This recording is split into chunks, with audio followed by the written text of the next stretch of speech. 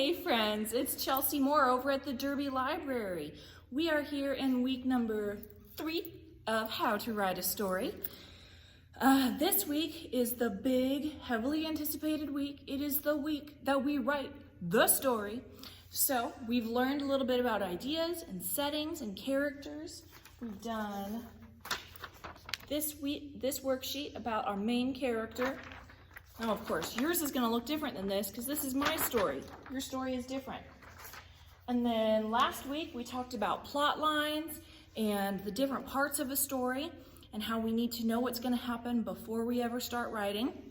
And we did a worksheet like this one. This one's for my story. Yours is going to look different. This week, I don't have a worksheet for you. That's because what we do is just going to be written down on plain old paper, okay? This isn't going to be our finished product. Everything is going to change between now and then. Let's get started. How to write a story. I'm going to go through and read what we've already done, and then read what we're going to do today, all right? Step 1, search for an idea. We've done that. Step 2, once you have your idea, choose a setting. We've done that too. Step 3, choose a main character. We've done that. Step 4, dream up a problem for your main character. We gave him a lot of problems last week. Step 5, now it's time to plan your story. We did that last week too. All right, step 6. Write your story with so much detail. Readers can see it in their minds. When you finish your first draft, take a break and go do something else. Stories need time to blossom and grow. All right, that is all we're doing this week, you guys. Everything. That is everything we're doing this week. So I know usually I go through and I do my story with you, but this week I thought it's less important that you know my story and more important that I give you a couple of small tricks to help you get along the way, okay? For instance, I think the most difficult part for a lot of people is how do I get started? Writing that first sentence is hard. It's hard. I've done this before, and I took at least 10-15 minutes to even think of something to write for my own story. And I know all of these tricks. So, first of all, don't beat yourself up if it takes you a while, okay? Sometimes the best sentences come to you when you are thinking of something else. So, don't stare at the paper. It will come to you. You have to give it time and space. It's like a scared little puppy. You have to give it the ability to come to you instead of chasing it down. That'll just make it scared, okay? My second tip is to just write anything down the first time. This is what we call our first draft, okay? Your first draft is going to, well, stink. Everybody's first draft stinks. Some occasional, incredibly talented person can have an amazing first draft. That is not most of us, okay? The first time you write something, it's really just to get the story on paper. And it is okay that it does not sound as good as it did when it was in your head. Because the first time you say something it's so important that you want to get it perfect, but there's so many ideas that you just can't mesh together and come out of your mouth the way that it forms in your brain, okay? That is completely normal. So, tip number 2.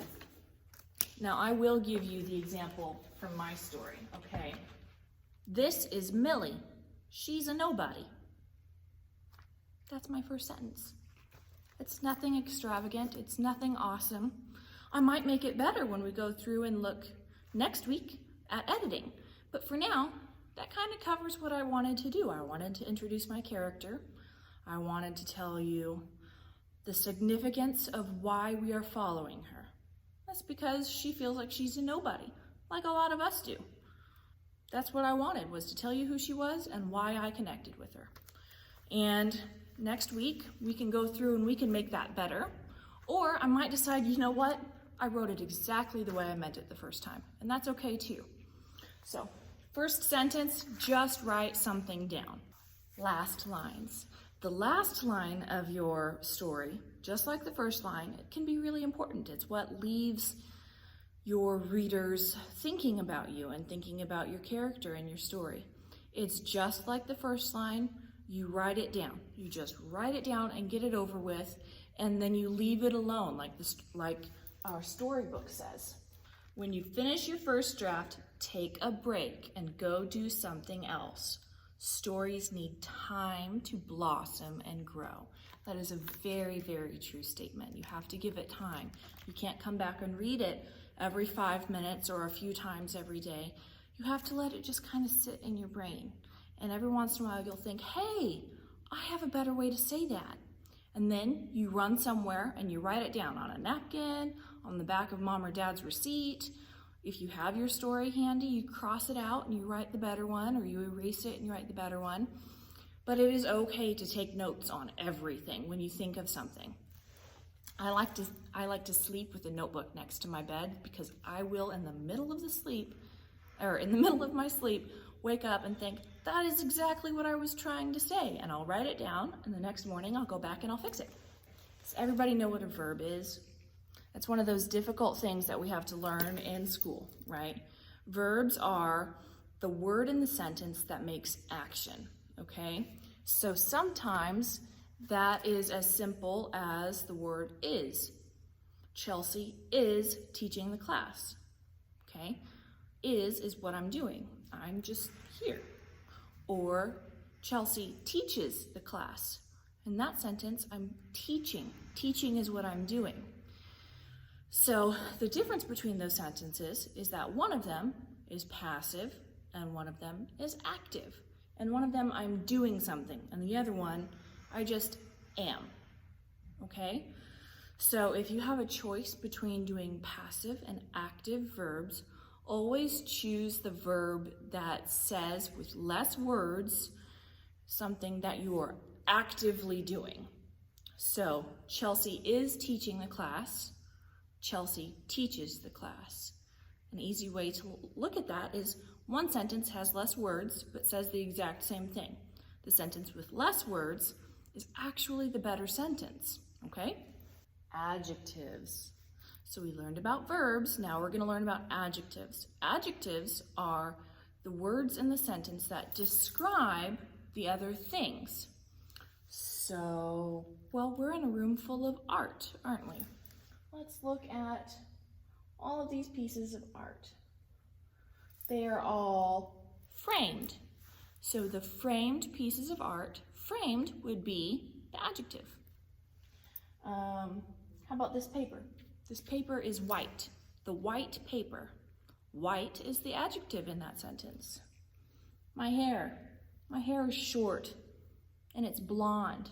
You could say her short blonde hair. My glasses, they're circular and they're pink. Her circular pink glasses.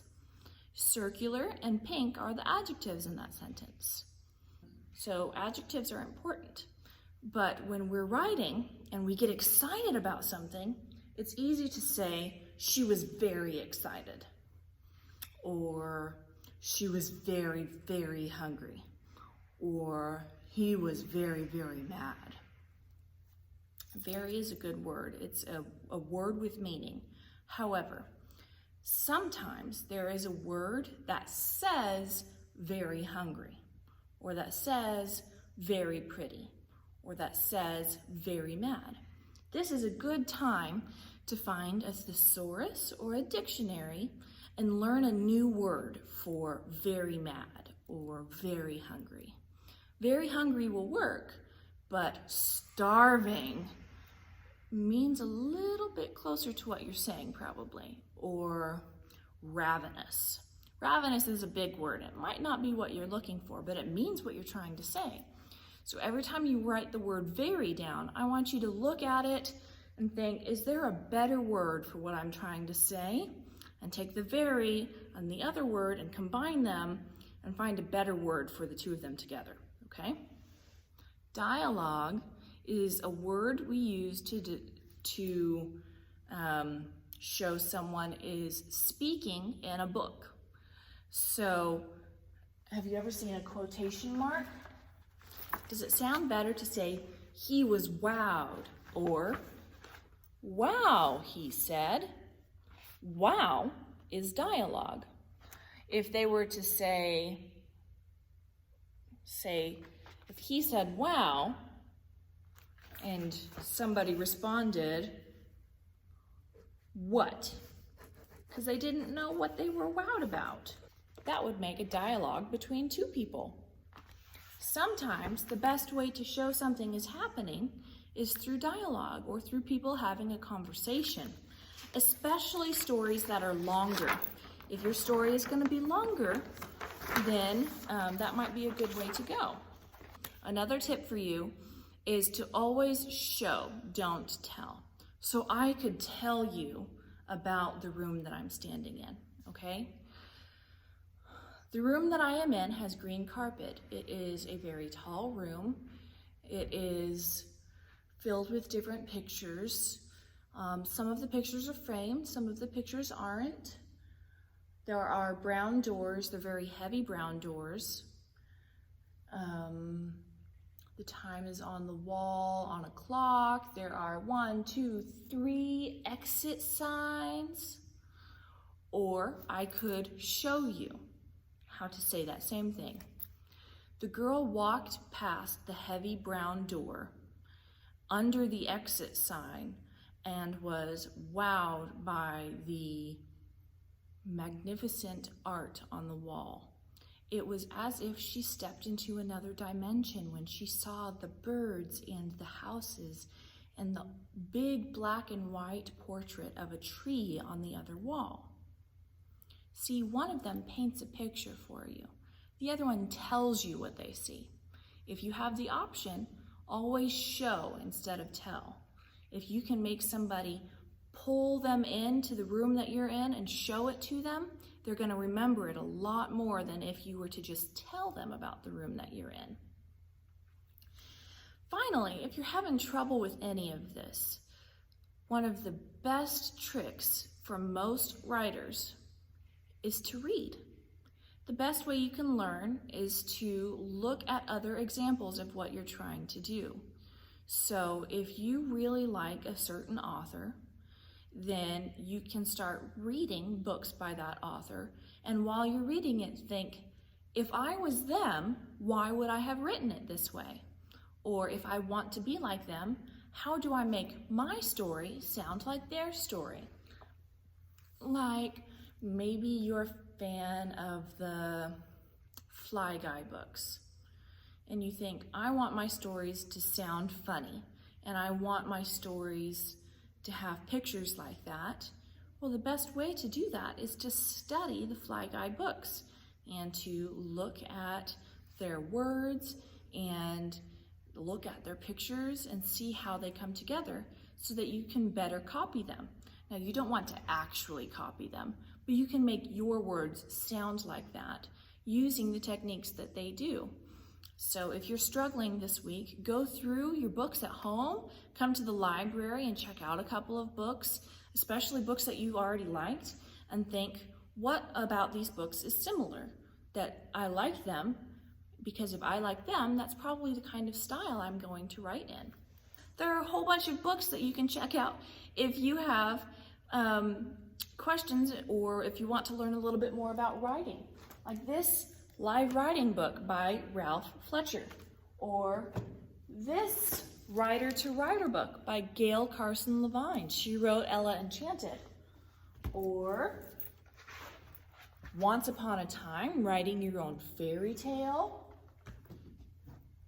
Show Me a Story, Write Your Own Picture Book.